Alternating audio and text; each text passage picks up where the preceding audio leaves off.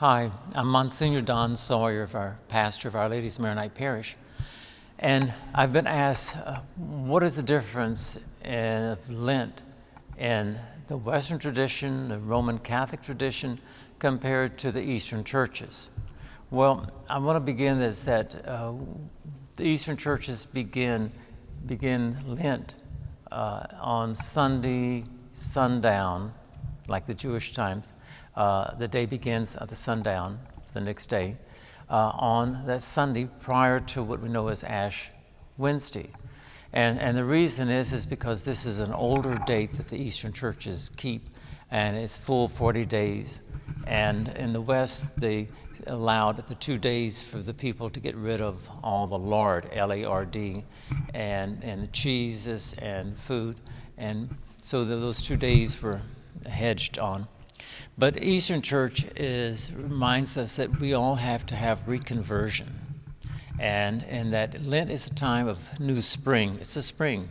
It's not a time of morbidity or you're punishing yourself, and that's not the purpose of it, but like rose bushes. They should be clipped in February around Central Texas, and particularly maybe on Valentine's Day in the middle of the month. And why the roses are clipped is that it'll have new growth.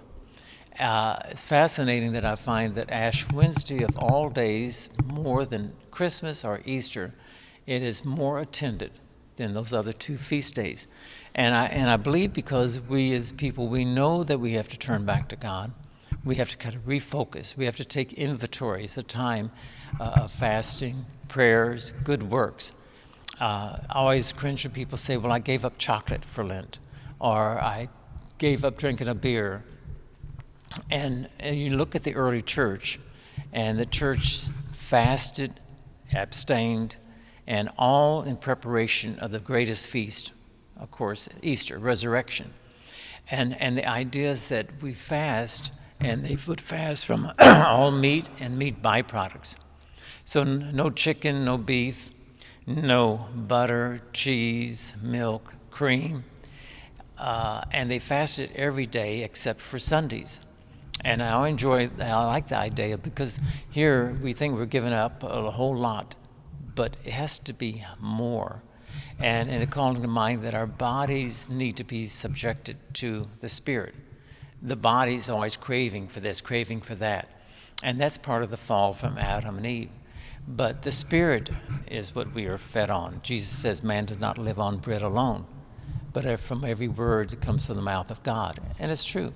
And so Lent is that preparation time. The church says minimal that you should be fasting, no and abstaining on Wednesdays and Fridays. But that's the minimum. The Easter baskets came about because people would take the baskets on Easter Sunday, and it contained all the elements that they had given up, from butter to cheese to meat and so forth, eggs. And the idea is that you go beyond. We're adults, and how much you fast or when you're able to fast, our work schedules and all, but it be a time of conversion. Do more prayers, open your Bibles. Always encourage a walk in the cemeteries. Come to church, meditate. The churches, most of them are open all week long. You might have to ring a doorbell like ours. But spend time in prayer. Read scriptures.